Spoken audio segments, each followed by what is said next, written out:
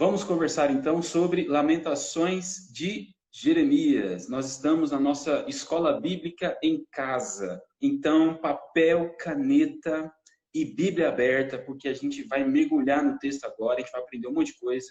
Hoje a gente vai aprender um pouco de hebraico. Então, se você gosta mesmo de estudar, hoje é o dia, gente. Hoje é o dia. Então, a gente vai aprender um pouco de hebraico. Você vai sair daqui aprendendo hebraico um pouquinho, eu garanto para você, beleza? Então, vamos nessa, vamos nessa. Primeira coisa que eu queria comentar sobre o livro, um panorama geral, várias informações importantes para a gente entender a beleza desse livro que é Lamentações. É que esse livro, no primeiro momento, ele não tinha esse título, Lamentações de Jeremias. Ele tinha um outro título. Qual que era? É o título Como. Como assim, pastor? Como? Porque a palavra hebraica para o primeiro nome do livro de Jeremias, de Lamentações de Jeremias, é a palavra Eka. Eka. E essa palavra é a palavra como em hebraico. O como no sentido assim, como no sentido de questionamento. Por exemplo, como é possível estar passando por isso? Como é possível a minha cidade estar desolada? Como é possível eu estar sofrendo tanto hoje? Como é possível isso, isso e aquilo? Então, o primeiro nome dado a esse livro foi o nome Como, que em hebraico é Eka. Mas depois de um tempo, os rabinos decidiram então mudar esse nome para um outro termo hebraico, que é o termo Kinot. Kinot. E esse termo, Kinot, é o termo traduzido para nós como alto choro. Alto choro, ou choro alto. É mais ou menos aquele berreiro que a criança dá quando ela vai fazer o teste do pezinho. Quem é pai aí sabe o que eu estou falando. Ou a menininha, garotinha que vai furar a orelha pela primeira vez, ainda muito criancinha, quando há aquele disparo da agulha, aquele berreiro assim que parece estar vindo da alma. Então, a palavra kinot significa exatamente isso. Choro alto, alto choro. Então, e daí que vem então para nós, aí do hebraico foi traduzido alto choro, e depois para nós aqui ficou melhor traduzido como lamentações. É um choro tão alto que ele é traduzido como uma lamentação, porque o lamento em si não é uma coisa pontual. O lamento ele tem uma continuidade. Não é uma dorzinha do imediato. É uma dor contínua. É uma dor contínua. Um exemplo de histórias que eu escuto, né, de algumas mães que quando vão ter os seus bebês, ficam horas ali aguardando o parto e aquelas dores e tal, no processo de parto. É uma dor contínua. Então, o lamento, ele tem exatamente essa pegada de continuidade da dor. Por isso o choro alto. Só chora alto quem está com uma dor contínua. Ok? Então, o livro de Lamentações de Jeremias tem essa tradução, Lamentações de Jeremias, porque na verdade é o choro alto de Jeremias. Ou o alto choro do profeta Jeremias. Ok? Uma outra informação importante também é que Jeremias ele tinha um secretário. Possivelmente um escriba. Mas eu vou chamar de secretário, que é o termo talvez que vai encaixar melhor na nossa conversa aqui. E esse secretário tem nome, é o nome Baruch. Baruch. Não é o Paulo César Baruch, não, nosso cantor lá de São Paulo. Não é ele não, tá bom? É o Baruch. E esse secretário Baruch, ele aparece em Jeremias 36, verso 4. Deixa marcada a sua Bíblia aí, em Lamentações. Vamos lá para Jeremias, agora é o livro do profeta. Jeremias 36, verso 4. Olha só o que diz aí. Então, Jeremias chamou Baruque, filho de Nerias, para que escrevesse no rolo, conforme Jeremias ditava, todas as palavras que o Senhor lhe havia falado. Então, tanto o livro de Jeremias quanto Lamentações possivelmente foi escrito por Baruque, mas quem ditava para ele escrever era o próprio profeta Jeremias, ok? Se você pegar uma Bíblia católica ou ir na internet rapidinho e fazer uma pesquisa sobre o índice da Bíblia católica, nós sabemos que a Bíblia católica ela tem uma quantidade de livros diferente da nossa Bíblia. Tem um livro no Antigo Testamento da Bíblia católica intitulado Baruque. E é exatamente nessa ordem. Jeremias, Lamentações de Jeremias, depois vem Baruque. E é o mesmo Baruque, secretário de Jeremias. É muito interessante, a título de conhecimento, ler esse livro, a título de conhecimento histórico, ok? Mas nós consideramos ele um livro apócrifo, porque nós entendemos que ele não foi inspirado, tá certo? Mas vale a leitura do livro Baruque, da Bíblia Católica, a título de conhecimento histórico, tá certo? Muito bem. Mais uma informação importante do livro, que é um pouco mais agora do contexto político e religioso. O profeta Jeremias, quando ele nasceu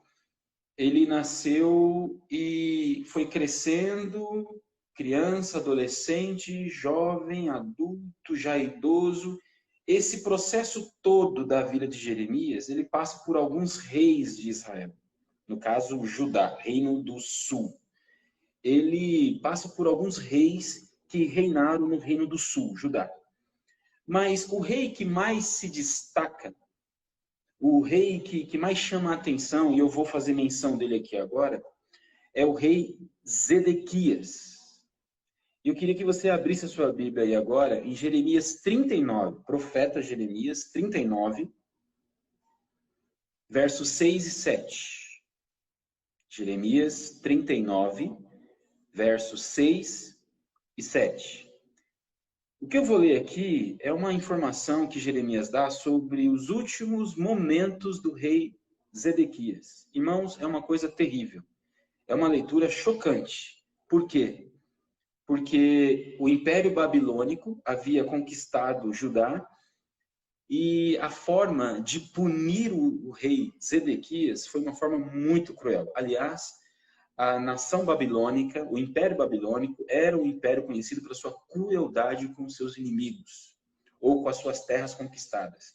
Leia comigo, então, Jeremias 39, 6 e 7. Diz assim: Em Riblá, o rei da Babilônia mandou executar os filhos de Zedequias diante dos seus olhos, e também matou todos os nobres de Judá. Mandou furar os olhos de Zedequias e prendê-lo com as correntes de bronze para levá-lo para a Babilônia. Olha só que crueldade. Eles não mataram o rei. Eles queriam que a última coisa que o rei pudesse ver era ver a morte dos seus filhos e a morte de pessoas importantes de Judá, nobres de Judá. Logo depois que os filhos são assassinados, os olhos de Zedequias são perfurados e depois ele é preso.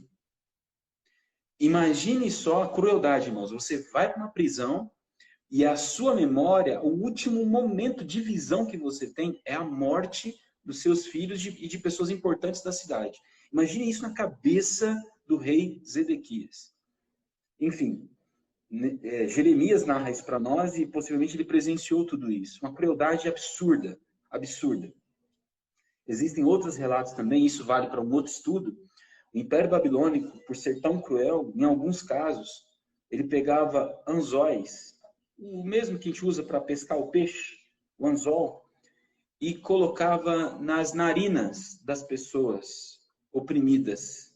Se não fosse nas narinas, era na boca. E deixava essas pessoas penduradas no anzol pelas narinas, na ponta dos pés. Deu para entender? Então tinha um gancho, que era na verdade um anzol, e esse anzol ficava preso nas narinas e a pessoa ficava com a ponta dos pés no chão. E se ela descesse um pouquinho, forçava o anzol aqui. Olha só a crueldade desse império babilônico. Eu estou enfatizando isso para a gente chegar novamente em Lamentações, os irmãos entenderem por que existe um relato tão de tão alto choro, vamos colocar assim, do profeta Jeremias, tá bom? Outra informação importante, lembra que eu disse que o primeiro nome do livro de Lamentações foi Como? Então, se você pegar Lamentações 1:1, a primeira palavra que tem na sua Bíblia é a palavra como. Confere aí. É por isso. Então, eles pegaram como no sentido de espanto. Como é possível, né? Então, no primeiro momento, a primeira palavra era o que dava título ao livro. Depois eles mudaram e chegou a alto choro, Lamentações. Tá bom? Outra informação importante é que a estratégia de guerra da Babilônia era uma estratégia muito interessante no aspecto de combate de guerra. A Babilônia ela não gastava muita energia para conquistar outros povos. Como que eles faziam então? Para não perder muitos soldados e para não gastar tanta energia, tanto maquinário bélico. Como é que eles faziam então? Eles sufocavam a nação que eles queriam dominar, cercando a nação, cercando a cidade, no caso aqui Jerusalém, onde que fica o templo, Jerusalém. Eles cercavam a cidade e não deixavam ninguém sair e ninguém entrar. Ninguém sair e ninguém entrar. Aí, o que acontecia? Medicamentos que às vezes eram importados, está fazendo uma conexão com o nosso tempo aí? Então, medicamentos que eram importados não chegavam. E por isso os doentes de Jerusalém não conseguiam ser medicados e acabavam morrendo. Alimentos também, que nem tudo era produzido só em Jerusalém. Você tinha que ir em outras cidades ir atrás de outros alimentos, outras sementes. Então, Jerusalém ficou cercada por 19 meses. Então, a Babilônia, então o Império Babilônico, eles ficam assistindo Jerusalém se autodestruir para depois ele chegar com força total e gastar poucas horas para dominar tudo. Era assim a estratégia. Tanto é que nessa época a peste também tomou conta de Jerusalém. Por quê? Se eu não consigo tratar os doentes, esses doentes eles acabam contaminando outras pessoas. Porque havia algumas doenças naquela época que não tinham cura. Então, qual que era a estratégia? Eles isolavam essas pessoas doentes. Por exemplo, lepra. Lepra era uma doença cruel dessa época aqui, não tinha cura, não tinha tratamento. Então, vocês lembram da história de Jesus, quando os 10 leprosos chegam para falar com Jesus? Jesus não está dentro da cidade, ele está às portas da cidade, porque os leprosos eram orientados a sair do centro da cidade, ficar nos arredores da cidade, mas não dentro. E quando alguém se aproximava deles, eles gritavam, leproso, leproso. E eles gritavam para quê? Para a pessoa dar a volta e não passar por perto deles. Então imagine só essas pessoas doentes dentro de Jerusalém e contaminando as pessoas. Irmãos, foi um caos total. Um caos total. Por 19 meses. Aí, 19 meses depois, Babilônia entra em Jerusalém, domina tudo com uma força assim assustadora e em poucas horas está tudo destruído e todas as pessoas presas. Foi uma coisa assim, muito cruel. Ok? Jeremias está nessa bagunça. Jeremias está no meio desse caos todo. Combinado? Outra coisa. Outra informação importante. O templo de Jerusalém. Os irmãos sabem, no Antigo Testamento, Deus mora no templo de Jerusalém. Então, o templo representa a presença de Deus em Judá. Quando o exército babilônico entra em Jerusalém, eles destroem, colocam abaixo o templo, vira pó e cinzas. Nesse momento, Jerusalém não está só com uma crise política, econômica, uma crise de saúde pública. Jerusalém também tem uma crise na fé.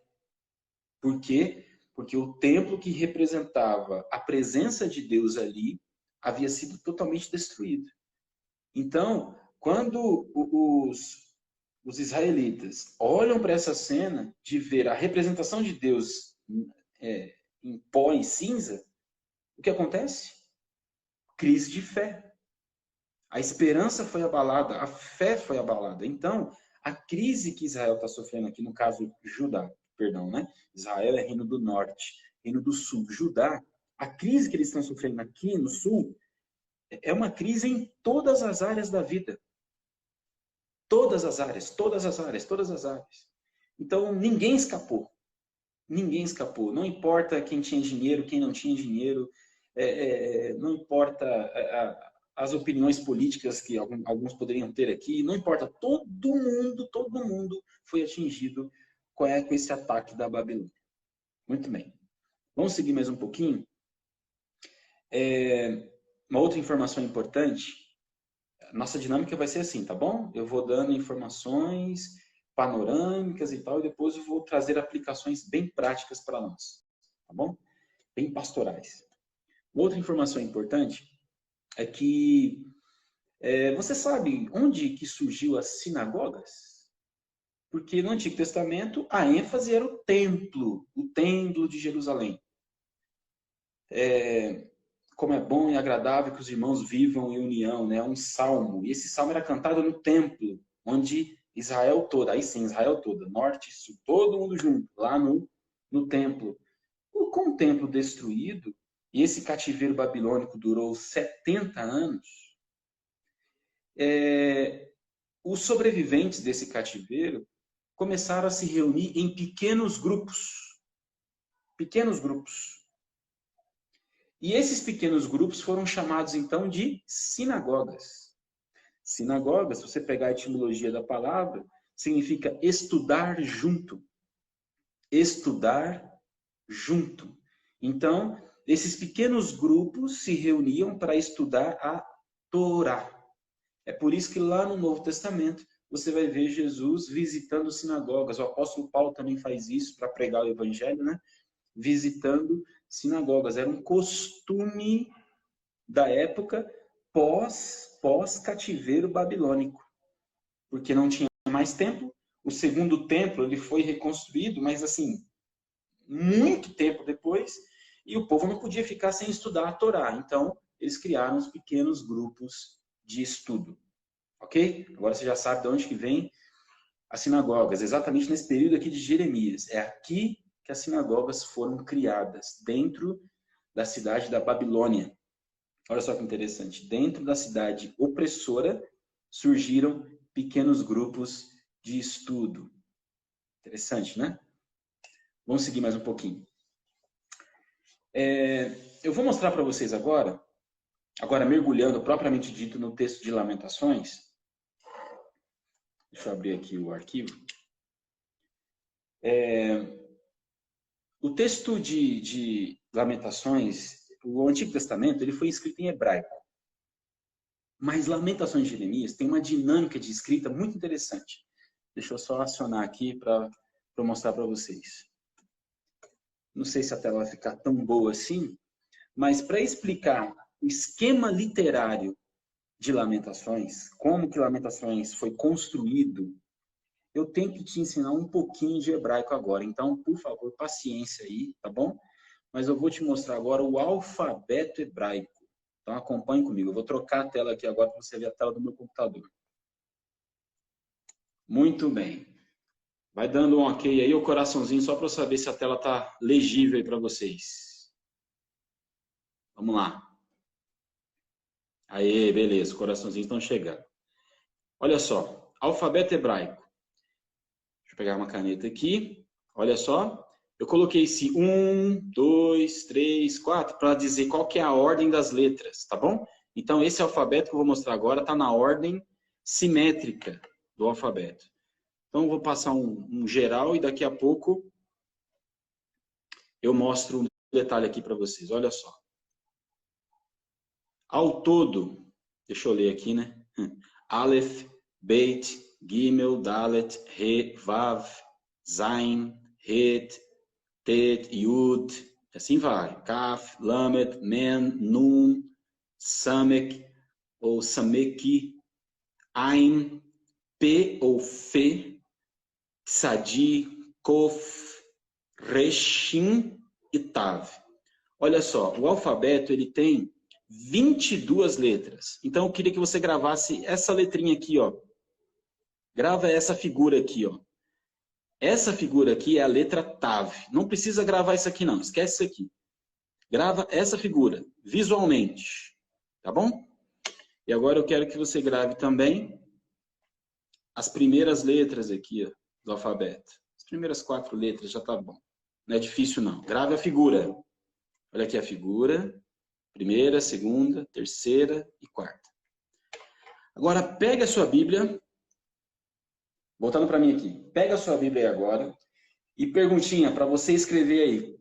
Quantos versículos tem o capítulo 1? Vamos lá. Rapidinho, rapidinho. Participando aí. Quantos versículos tem o capítulo 1?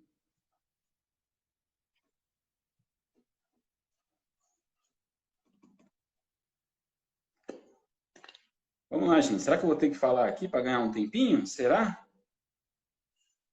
Cadê vocês? Capítulo 1 de Lamentações.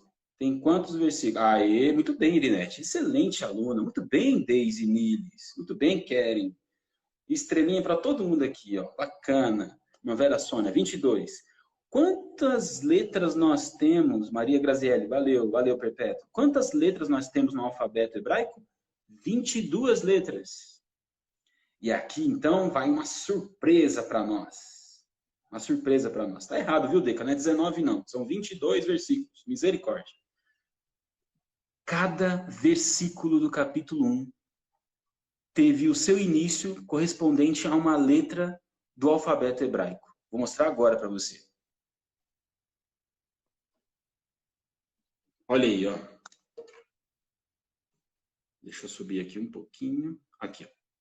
Lamentações, Jeremias, capítulo 1.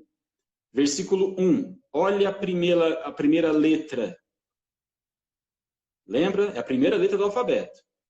Versículo 2. Segunda letra do alfabeto. Versículo... Deixa eu subir um pouquinho. Espera aí. Versículo 3. Terceira letra do alfabeto. Versículo 4. Quarta letra do alfabeto. Olha só que interessante. Agora eu vou lá para o último versículo do capítulo 1, em hebraico. E você vai ver aquela letra chamada Tav. Você vai lembrar dela. Olha aí, ó. Versículo 22, letra Tav. Tá vendo? Interessante, né? Muito bem. Vamos lá. Seguindo aqui. Segue comigo aí, acompanha. Então, o que acontece? O capítulo 1, o capítulo 2 e o capítulo 4 tem exatamente essa dinâmica. Foi escrito com 22 versículos, pode conferir aí, tá bom? Capítulo 1, capítulo 2 e capítulo 4. Tem 22 versículos nesses capítulos e seguiram uma ordem das letras hebraicas. 22 versículos, 22 letras do alfabeto. Pastor, mas o capítulo 5 também tem 22 versículos. Verdade. Só que aí o capítulo 5 não segue essa ordem simétrica do alfabeto. Então, o capítulo 5 não foi escrito seguindo essa ordem certinha do alfabeto hebraico, entendeu? Apesar de manter os 22 versículos correspondentes às 22 letras do alfabeto. Ok. E o capítulo 3? E o capítulo 3? O capítulo 3 tem 66 versículos. Divide 66 por 3. Quanto que dá? Responde aí de novo. A irmã Vera Sônia está dizendo. Exatamente, irmã. Hebraico se lê de trás para frente. Da direita para a esquerda. Muito bem. 66 dividido por 3. Dá quanto?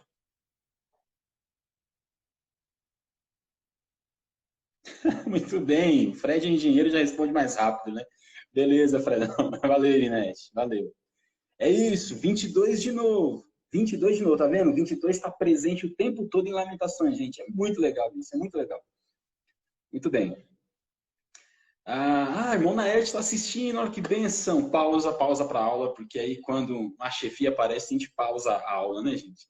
Irmão Naerte, nosso diretor-geral da Escola Bíblica de honra, está presente aí na nossa live. Seja bem-vindo, irmão Naerte. Voltando aqui então, vamos lá? Classe, vamos lá, queridos alunos. Capítulo 3 de Lamentações tem 66 versículos, mas quando você divide ele por 3, você encontra de novo os 22. Por quê? Porque é a mesma simétrica, mas agora, ao invés de ser um versículo para cada letra, são 3 versículos para cada letra. 3 versículos para cada letra. Eu vou mostrar aqui agora. Conjuntos de 3, ok? Virando a tela aqui de novo. Olha lá, ó.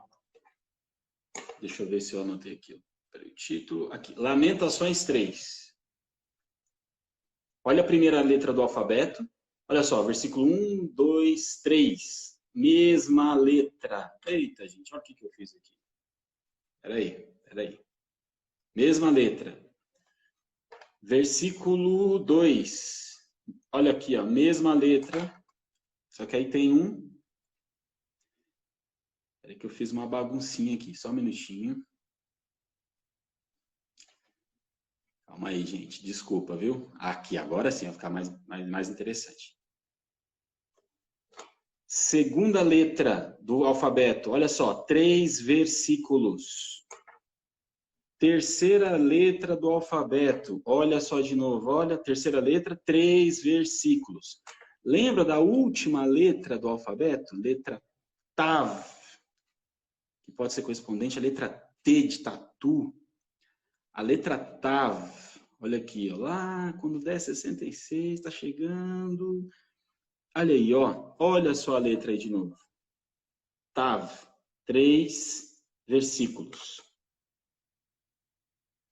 Bacana demais, né? Então, é assim que foi organizado todo o livro de Lamentações, seguindo essa simetria, que é uma simetria poética. Simetria poética. Qualquer dia desses eu vou dar uma aula sobre Salmo 119. O Salmo 119 também foi organizado seguindo essa simetria poética hebraica, obedecendo a ordens das letras hebraicas. Mas isso aí é uma outra aula, tá bom? Muito bem. Seguindo. Vamos caminhar mais um pouquinho, porque agora chegou a hora que eu mais esperava. É a hora da aplicação pastoral. Aplicação pastoral. Então, a gente vai mergulhar no texto aqui e vamos tirar lições pastorais, práticas e espirituais para nós, tá bom? Vamos lá, seguindo aqui. Lamentações 3, verso 21. Um texto muito conhecido. Quero trazer à memória o que me pode dar esperança. Quando a gente lê esse versículo aqui em hebraico, literalmente, a palavra memória aqui é a palavra coração. Muito bem, essa é um acróstico. Isso mesmo, essa ordem, essa simetria da língua hebraica é um acróstico. Valeu. Voltando então, capítulo 3 de Lamentações, verso 21. A palavra memória aqui é a palavra coração. É como se a gente estivesse lendo assim, olha, quero trazer ao coração o que me pode dar esperança. Por quê? Porque na cultura hebraica, coração é onde a gente guarda os pensamentos. Nossa, que legal! É mesmo, pastor? É mesmo. Então, por exemplo, Provérbios 4, 23. De tudo que se deve guardar, guarde o seu coração, porque dele procede as fontes da vida. Opa, coração? Pronto. Aí já acende uma luzinha para você, né? Coração é onde, na cultura hebraica, a gente guarda os nossos pensamentos. Então, nós poderíamos ler Provérbios 4, 23 de um outro jeito. De tudo que se deve guardar, guarde os meus pensamentos. Ou minha mente. Tá certo, viu, Kelly? Mente, porque a nossa tradução aqui já está com um pouco de interpretação. Como os nossos tradutores da Bíblia. sabem que coração, na verdade, tem a ver com a mente, onde a gente guarda os nossos pensamentos, o texto imediatamente já fala de pensamento e de mente. Então tá certo, ok? Provérbios 4, 23, então, ficaria assim: de tudo que se deve guardar, guarde os nossos pensamentos, porque dele procede as fontes da vida. Guardar os pensamentos, se tem uma coisa que a gente tem que fazer nesse período de quarentena, nesse período de enfrentamento contra essa pandemia, é guardar os nossos pensamentos. Porque além de um combate contra um vírus, nós estamos combatendo a gente mesmo, porque a gente fica lutando contra pensamentos negativos que aparecem o tempo todo aí para nós. Dependendo da quantidade de noticiários que você acessa, você fica com pensamentos negativos. Aí a Bíblia vem e fala o quê? De tudo que se deve guardar, guarde os seus pensamentos. Voltando para Lamentações, quero trazer ao meu coração, à minha mente, o que me pode dar esperança. Percebe como a Bíblia tem um cuidado de nutrir a nossa mente? Porque se a gente nutrir a nossa mente, a gente vai conseguir ter um controle melhor das nossas emoções. É isso que Jeremias está fazendo aqui. Se você tiver uma Bíblia impressa aí, faz um exercício agora. Coloca a Bíblia no seu colo, na sua mesa, e pegue o capítulo 3, ou aonde está aqui a página, dependendo do tamanho da sua Bíblia, mas na minha dá para fazer certinho. Aqui, ó, tá vendo? Se você pegar a página do capítulo 3, onde está escrito o verso 21, você vai ver que tem praticamente a mesma quantidade do capítulo 1 ao capítulo 3 e a mesma quantidade do capítulo 3 ao capítulo 5 de páginas. E essa página aqui é exatamente a que está no meio do livro. Muito interessante, né? Muito interessante. É interessante isso, porque olha só, pensa aqui comigo. Luta, lamento, choro alto. Primeiros 2 capítulos. Capítulo 3, esperança. Capítulo 4, capítulo 5, choro, lamento, choro alto. Começa com lamento, termina com lamento, mas no meio nós temos esperança. Agora, olha só que interessante isso. Se aqui embaixo, nas duas pontas do livro, eu tenho lamento, alto, choro, quando eu olho para o céu, eu vejo esperança exatamente no meio. Deus continua no controle, mantendo o controle de tudo. Fantástico, irmãos. Fantástico, fantástico. É isso mesmo. Quando a gente nutre os nossos pensamentos com a palavra de Deus, com aquilo que pode dar esperança, mesmo no choro alto, a gente consegue contemplar o controle de Deus, o domínio de Deus, a majestade de Deus, o senhorio de Deus. Fantástico. Fantástico. Essa é a nossa fé em Cristo, né? Vamos lá. Coisa linda, obrigado, Keren. Bacana esse raciocínio. Raíssa, lá de Contagem com a gente aí. Valeu. Vamos lá, seguindo um pouquinho mais. Lamentações 3, 22, o próximo versículo. Outro versículo muito conhecido aí.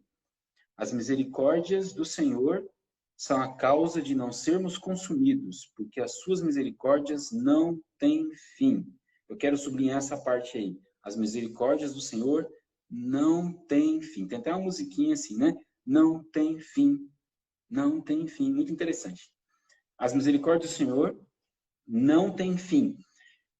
Lembra lembra quando Jeremias contempla o templo de Jerusalém totalmente destruído? E que o templo representa a presença de Deus ali em Jerusalém? Agora imagine só Jeremias olhando para o templo totalmente destruído e dizendo: as misericórdias do Senhor não têm fim. Elas se renovam a cada manhã.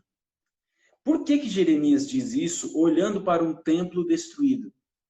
É porque Deus é maior do que o templo. Deus é maior do que o templo. Ele está dizendo para todos que estão em Jerusalém: ei, pessoal, vamos lá. Vamos olhar para a esperança. Vamos olhar para o senhorio do Senhor. Deus é maior do que o templo destruído. E se nós estamos vivos, respirando e assistindo essa cena terrível do templo destruído, é porque as misericórdias do Senhor foram renovadas na nossa vida, na nossa existência. Mas, Jeremias, o caos está instalado, misericórdia. É, misericórdia mesmo. Peguei você no pulão. É isso, misericórdia mesmo. Por que misericórdia? Porque se o templo foi destruído, Deus continua no governo de tudo. Por isso que nós estamos vivos, estamos respirando. Vamos alimentar os nossos pensamentos com esperança, para a gente dar conta de passar pela dificuldade, pela adversidade. Nossa, fantástico, não. É impressionante quando a gente mergulha na palavra, assim, né? Enfim, eu sou suspeito. Próximo texto é Lamentações 3, 24. Lamentações 3, 24, que diz assim: a minha porção é o Senhor. Lembra da musiquinha? A minha porção é o Senhor, portanto nele esperarei. Lembra disso? Então, a minha porção. A palavra porção aqui, eu até anotei para ficar bonitinha, é elk ou helk. Fica mais fácil para você gravar. Helk. A palavra porção aqui em hebraico é helk, que significa herança. Herança. Aí o texto está dizendo que a minha herança é o Senhor. Para ajudar a entender esse texto, eu quero que você acompanhe comigo aí a leitura do Salmo 142. Vamos lá, rapidinho, gente. Salmo 142, verso 5. Vamos lá? Salmo 142, verso 5. Diz assim a palavra do Senhor: a ti clamo, Senhor, e digo, tu és o meu refúgio, o meu quinhão. A palavra quinhão é a palavra porção. É a palavra helk, tá bom? O Senhor é o meu quinhão na terra dos viventes. O que o salmista está querendo dizer aqui? O Senhor é o meu quinhão na terra dos viventes. É que quando o salmista olha para a terra dos viventes, olha para a criação toda, para o mundo todo, para o esplendor do mundo, e ele pensa assim, com qual parte eu vou ficar? Vou ficar com essa parte aqui, com a Ásia, com a América, com a Europa. Qual parte que eu vou ficar? Aí a parte que o salmista escolhe, o Senhor. O salmista não escolhe esse plano aqui. Ele escolhe o Senhor, que é dono de tudo e criador de tudo. Quando ele diz assim que a minha porção é o Senhor, voltando para Lamentações, ele está dizendo o seguinte: a minha herança não está nesse templo destruído. A minha herança não está nessa cidade devastada pelo Império Babilônico, na conta bancária que está um caos. A minha herança não está aí. A minha herança é o Senhor. Eu escolho o Senhor. E aí a gente lembra de Jesus. Jesus, quando foi tentado no deserto pelo diabo, lá no finalzinho já, no capítulo 4 de Mateus, lá no finalzinho da tentação, o diabo chega para Jesus o quê? E oferece o mundo para Jesus, mostrando toda a glória do mundo. Aí Jesus responde o quê? Sai daqui, Satanás, porque está escrito, a só Deus eu devo adorar. Porque o que o diabo fez? Jesus, você quer esse mundo? Eu vou te dar esse mundo, se você se prostrar agora aqui e me adorar. Se você se prostrar e me adorar, eu vou te dar esse mundo. Aí Jesus responde o quê? Não, eu não quero isso. A minha porção é o Senhor. A minha herança é o Senhor. Então eu só vou glorificar a Ele. Eu não vou glorificar você não, diabo. Entendeu? Então, quando a gente lê aqui em Lamentações, ponto alto de Lamentações, ok? Lamento, choro alto na ponta, outra ponta, lamento e choro alto, mas no meio, esperança. O Jeremias escreve o que para nós aqui? A minha porção é o Senhor. Eu não estou preso a essa tragédia. Eu não estou preso a essa miséria momentânea. Eu estou garrado com Deus, como diria um bom mineiro, né? Eu estou garrado com Deus. Garrado com Deus. É isso. É isso. Fantástico, né, irmãos? Fantástico. Para concluir, eu queria dizer que Jeremias, quando escreveu Lamentações junto com Baruque, a gente pode ter, às vezes, uma impressão muito negativa, no sentido assim, puxa, mas lamenta demais, está murmurando demais. Tanto é que eu não usei a palavra murmuração aqui em nenhum momento, estou usando só agora. Porque lamento e murmuração são coisas diferentes. Lamentação é o que Jesus fez na cruz, pregado na cruz. Deus meu, por que me abandonaste? Isso é lamento. Murmuração é quando você não tem um coração grato e não reconhece o senhorio do Senhor. Aí você fica só reclamando. São coisas diferentes, ok? Mas a gente pode ter um olhar meio negativo para lamentações. Mas o que eu enxerguei aqui estudando esse texto? É que Jeremias é um homem que lamenta e trabalha ao mesmo tempo. Lamenta e trabalha ao mesmo tempo. Jeremias está no olho do furacão, irmãos. Jeremias, ele não está profetizando do lado de fora de Jerusalém, ele está dentro de Jerusalém. Ele está sofrendo com os seus. E quando o templo foi destruído, adivinha quem foi o representante de Deus em Jerusalém? Quem foi a presença de Deus em Jerusalém? O próprio profeta, o próprio Jeremias. Então, profeta de verdade não abandona o barco. Profeta de verdade luta junto. Porque é a presença de Deus. Deus está junto. Ainda que eu ande pelo vale da sombra da morte, não vou temer mal algum, porque Deus está comigo. O Senhor, que é o nosso pastor, está com a gente. Então, Jeremias foi a presença de Deus em Jerusalém. Aí eu pergunto para os irmãos agora, para a gente fechar nossa live aqui. Quem é a presença de Deus hoje, nesse mundo? Quem é a presença de Deus hoje nesse mundo? Somos nós, irmãos. Somos nós, a igreja de Jesus. Somos nós, como o profeta Jeremias, que fica no olho do furacão, que fica no meio dessa pandemia, no meio dessa bagunça mundial, fazendo o quê? Fazendo ou trabalhando para dar esperança para as pessoas. Trabalhando para enxugar as lágrimas. Trabalhando para diminuir a dor das pessoas. Somos nós. A igreja, muito bem, irmão Pedro. Somos nós, a igreja. Nós somos a presença de Deus no mundo. É por isso que Jesus falou lá em João 17, Pai, não peço que os tires do mundo, mas que os livre do mal. É porque Jesus quer a gente aqui. Então, a gente tem que assumir essa responsabilidade espiritual, aumentar a nossa fé, buscar mais o Senhor, mergulhar na palavra. Para quê? Para a gente ser esse ponto de esperança para esse mundo. Esse ponto de esperança para os nossos amigos, vizinhos, conhecidos, até irmãos que estão fracos na fé. Ponto de esperança. Somos nós. Somos nós. Ficou claro, Nova Vida? É isso. Nós somos os Jeremias de hoje. Estamos no meio de uma crise mundial. Crise na saúde, crise econômica, crise psicológica, emocional, crise espiritual. É uma crise geral. É uma situação que Lamentações faz todo sentido para nós hoje. Todo sentido.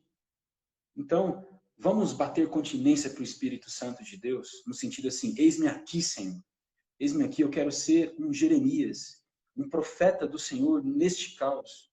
Eu quero ser alguém que tem essa palavra de lamento, mas também uma palavra de esperança. Não quero murmurar. Posso lamentar em alguns momentos, porque eu sou humano, assim como Jeremias era humano, assim como Jesus na cruz também era humano. Mas murmuração é uma coisa, lamento é outra. Tá certo? Deus abençoe. Vou encerrar essa live aqui e vou começar outra agora, tá bom? E aí, lá que eu vou me despedir de vocês. Então, não vou me despedir agora não. Mas esse foi o nosso estudo agora, tá bom? Valeu.